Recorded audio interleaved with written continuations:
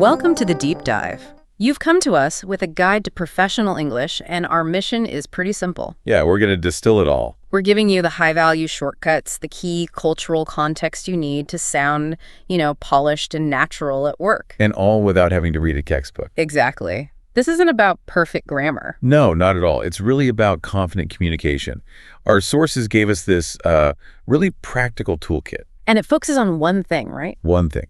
Turning phrases that might be too direct or maybe a bit awkward or even accidentally rude into language that is just clear, polite, and totally professional. Across emails, small talk, meetings, all of it. All of it. So we're skipping the basics and jumping straight to the phrases you can use, like today. This deep dive is all about immediate, actionable knowledge. Let's do it. So where should we start? Let's unpack the foundation of almost all modern business communication, the email. The email. It really does set the tone, doesn't it? And that first decision, the greeting, it immediately establishes your relationship. So how do we navigate that, the formality scale?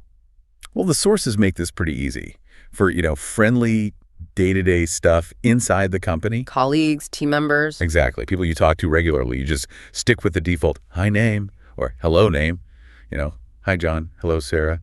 It's approachable. It's the professional standard. And when we need to kick that formality up a notch, that's when DEAR comes out. You save DEAR for clients, very senior leaders, or someone you're emailing for the very first time. Someone whose position demands a bit more respect. That's it. And that's when you use the full title. Dear Mr. Smith or Dear Miss Lee. Okay, I always cringe when I have to email like a general inbox. info@company.com. What's the protocol when you really can't find a name? That's when you have to fall back on those. Well, they're almost archaic phrases. To whom it may concern. Dear sir or madam or to whom it may concern. But I have to stress, the sources are really clear on this. Treat that as an absolute last resort. Why? Because it just feels so impersonal. Totally. It feels like you're addressing a royal court or something. It's always better to take that extra 30 seconds to find a name. It's just more effective and respectful. Agreed. So we've got the greeting. Now let's move to the next part, which our sources call the buffer. What is the buffer and why do we need one? The buffer is absolutely essential. It's that short, polite sentence that comes right after the greeting. And it transitions you into your main point. Yes, gracefully. So if you just start with, hi, Anna, send me the file, it feels... so cold, transactional. Precisely. The buffer stops it from feeling like a demand. The standard phrases are short, flexible, and polite. Things like, I hope you are well, or I hope you are having a good day. I think the most common one I see is, I hope you're doing well. That's probably the most popular, yeah. So the whole opening sounds more organic. Something like, hi, Anna, I hope you're doing well. I wanted to ask about the new project schedule. It just creates that little bit of space. It sets a tone of respect before you get down to business. Yep. And then you carry that tone all the way to the end. The closing. The closing lines are just as important. For most people, thanks or thank you is perfectly fine. It's polite, it's brief. But for those really formal situations, that client or the senior contact, what's the go-to? You reach for kind regards or best regards. Those two signal a higher level of professionalism. They're the safest bet when you need to be, impeccably formal. That distinction is so important. It's what separates good communication from great communication. That is a perfect foundation. Now, let's get into what I think is the single biggest cultural lesson in our source material. I think I know where you're going with this. Softening requests. Because, as the sources point out, direct commands can so often be interpreted as rude, no matter how clear you think you're being. This is the absolute crux of cross-cultural business English. If you translate a direct command, like check this report, it doesn't just sound clear, it can sound really demanding. Almost like you're talking down to someone. Yes. And this is where we need that technique for polite requests, what the sources call the magic phrase. Okay, so what is that structure? Magic phrase is all about using modal verbs to create. Well, a bit of tentativeness. Instead of an order, you frame it as a question or a suggestion. So you're using things like, could you please? Could you please was the main one. Or if you want to be even softer, maybe a little more deferential, would you mind? Okay, let's break down the linguistics here. Why does adding one word could change the entire feeling? I mean, for some people, this indirectness might just feel inefficient. That is a fantastic point. Because in many cultures, being direct signals efficiency and respect for the other person's time. Right. But in English professional culture, being indirect often signals respect for their autonomy. It's a form of what they call face saving. By using could, you're not asking for their action, like send the report. You're politely asking about their ability to do it. Could you please send the report? It's an inquiry, not an order. That framing is everything.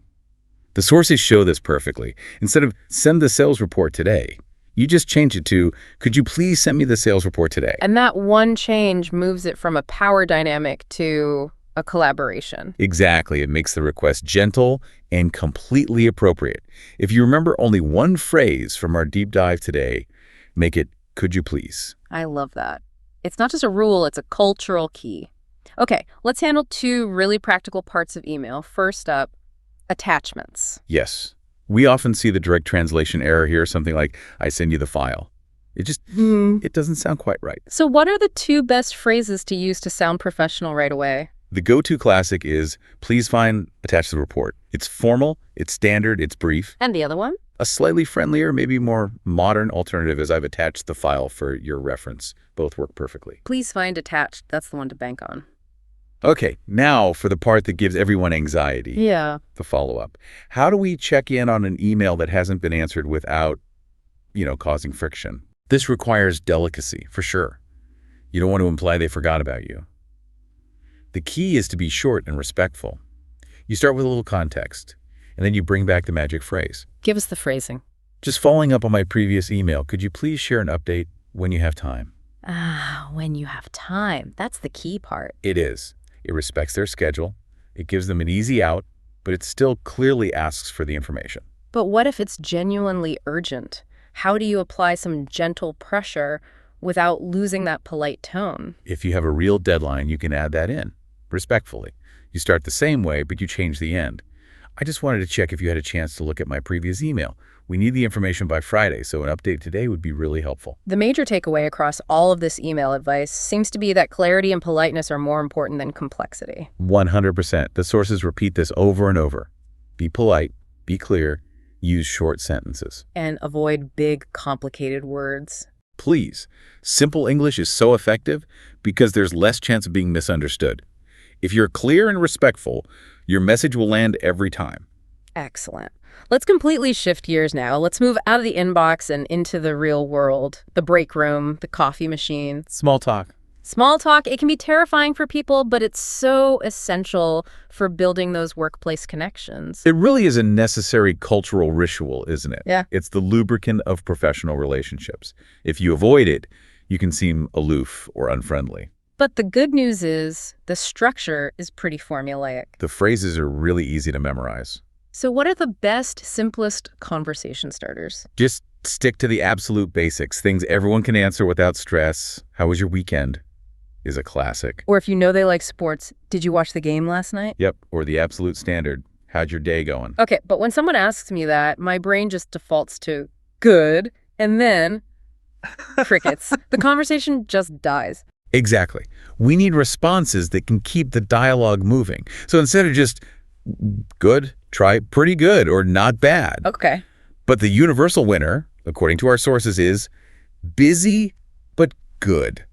I always worry about using busy. Does it sound like I'm bragging or like I'm trying to say I'm too important to talk right now? That's a great point. But culturally, in this context, busy is often used as a positive thing. It's a synonym for engaged or productive. So it signals you're working hard, not that you're showing off. Exactly. It's a very safe and effective response. That insight really changes how I see that phrase. So we've started the conversation, we've responded. What's the critical next step to keep it going?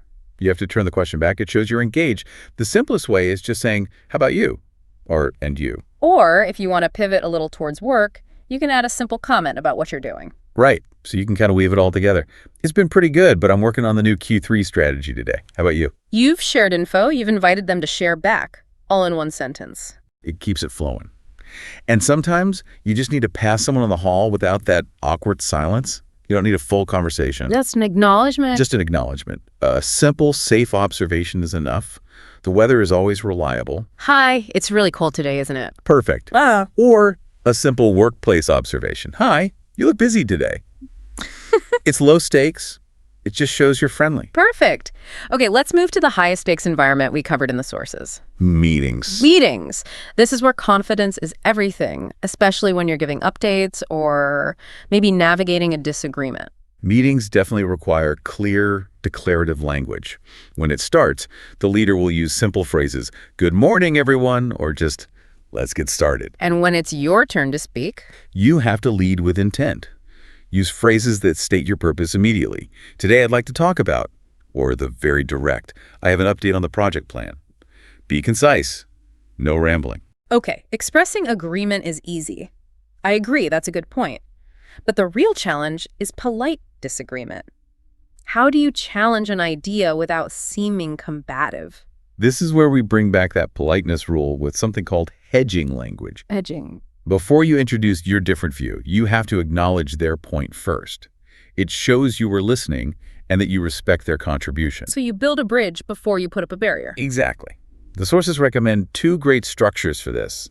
"I see your point, but," or "I understand the reasoning, but I think." So you acknowledge them, and then you introduce your idea softly with, "I think?" So it's a suggestion, not a direct contradiction. That's the key. It makes it collaborative. That is so valuable. Okay, what if I accidentally interrupt someone? That always throws me off. It happens to everyone. The recovery is what's critical. You just stop immediately, apologize briefly. "My apologies, I interrupted you. Please continue." That's it. It restores the balance. And if you need to interrupt for a good reason, You use a gentle phrase like, "Excuse me, may I jump in here for a moment?" those little phrases signal so much professional control. Okay, another critical one, seeking clarification. So many people, and I've done this myself, just nod when they don't understand something. The dreaded nod. Yeah. It's one of the biggest risks you can take. You cannot afford to move forward with the wrong information. It is always, always okay to ask for clarification. What are the simplest, most formal ways to ask? If you just missed what they said, you use, "Sorry, could you repeat that?" Or if someone is talking way too fast, Which happens in meetings. all the time, you just say, "Could you please speak a bit slower?" These are direct, polite, and they ensure you get the right information. Finally, we need a professional exit strategy. We all have back-to-back meetings. You can't just stand up and say, "I have to go." You have to give a brief professional reason. The go-to phrases are, "Sorry, I have another meeting scheduled now," or "I apologize, but I have to leave early for another task I need to finish." Providing that little bit of context makes all the difference. It makes the departure understandable and professional. Wow.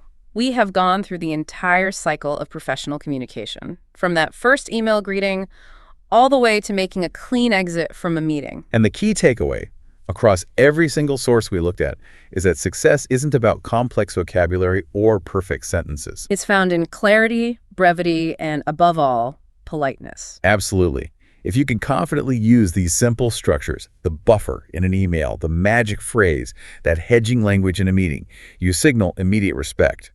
And respect is the cornerstone of effective workplace English. So here's what this deep dive has really shown us. Simple, polite, and short English works best, even in the most high-stakes situations. So if these clear, concise principles are the most powerful tools in a professional setting, where else in your daily life are you overcomplicating things? And that's the challenge. We want you to identify one area this week. Maybe it's a personal email, maybe it's how you talk to a vendor, where you can actively strip out the complexity and just apply that polite, clear, short rule. Find that simplicity. See how much easier it makes things. Try it out. Find that clarity. And join us next time for another deep dive.